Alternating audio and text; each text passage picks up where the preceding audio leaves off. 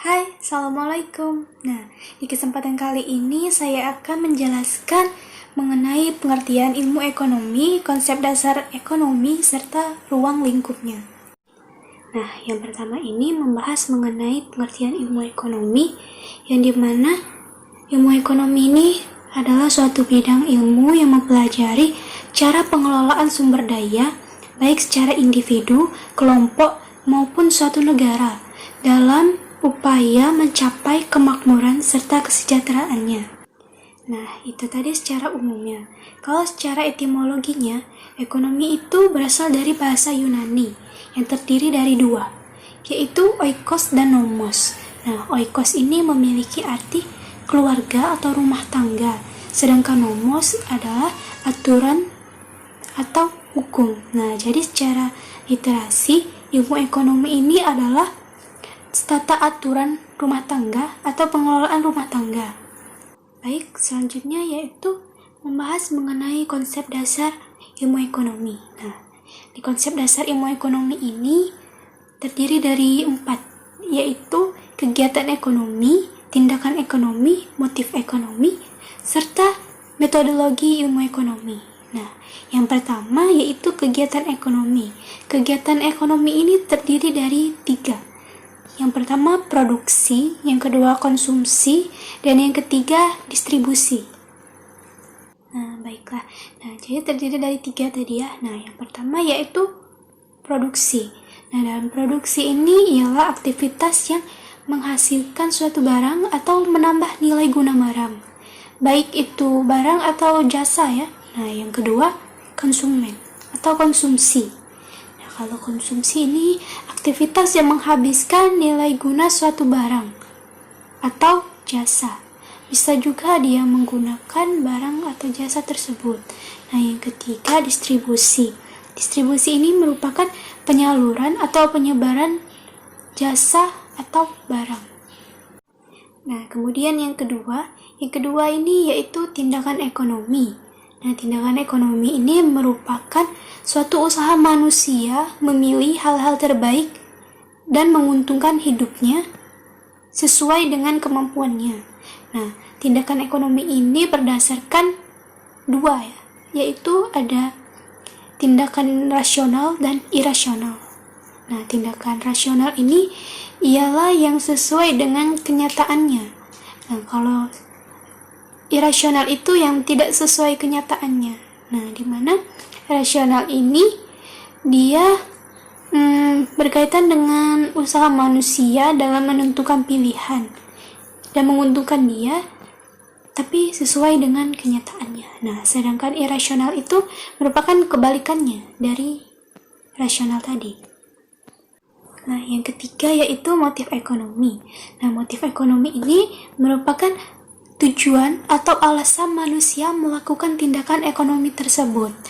Nah, itu terdiri dari 2 juga ya, yaitu motif intrinsik dan ekstrinsik. Nah, dimana kalau yang pertama itu dia alasan atau tujuannya itu bersumber dari dirinya sendiri. Nah, yang kedua itu alasan atau tujuannya itu bersumber dari orang lain untuk melakukan tindakan ekonomi tersebut.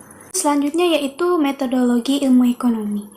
Nah, metodologi ilmu ekonomi ini terdiri dari 2 juga, yaitu metode induksi dan metode deduksi, di mana metode induksi ini dilakukan berdasarkan berbagai kejadian. Nah, yang disusun secara sistematis untuk mendapatkan kesimpulan secara umum. Sedangkan yang deduksi ini dia berdasarkan teori ekonomi yang dianalisis dan dipelajari untuk mendapatkan kesimpulan yang khusus. Nah, jadi konsep dasar ilmu ekonomi itu terdiri dari 4 ya. Yang pertama itu kegiatan ekonomi, yang kedua tindakan ekonomi, yang ketiga motif ekonomi, dan yang keempat yaitu metodologi ilmu ekonomi. Kemudian selanjutnya itu membahas mengenai manfaat ilmu ekonomi ya. Nah, manfaat ilmu ekonomi ini memiliki beberapa kegunaan serta yang manfaat ilmu ekonomi bagi manusia. Nah, yang pertama yaitu memberikan masukan dalam pengambilan keputusan terhadap tindakan-tindakan ekonomi. Nah, yang kedua, membantu manusia dalam memahami pola perilaku ekonomi suatu masyarakat. Dan yang ketiga, membantu memberikan pengertian tentang potensi dan keterbatasan suatu kebijakan ekonomi.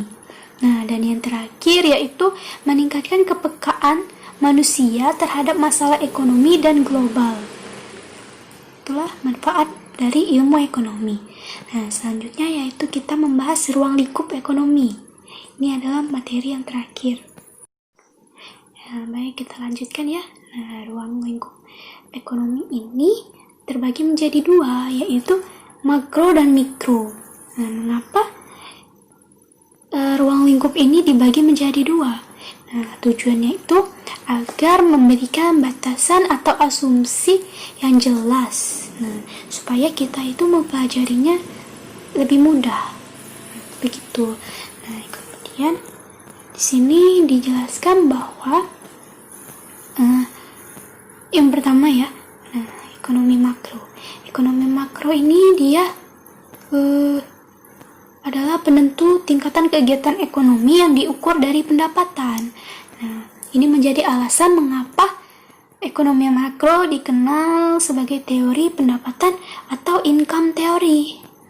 Kemudian, ekonomi mikro. Nah, ekonomi mikro ini cabang ilmu ekonomi yang mempelajari tentang aspek-aspek individu dari suatu kegiatan ekonomi. Seperti itu.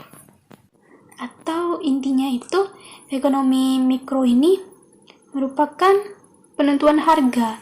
Nah, ini menjadi alasan juga mengapa ekonomi mikro ini disebut sebagai teori harga atau price theory. Demikianlah materi untuk penjelasan kali ini.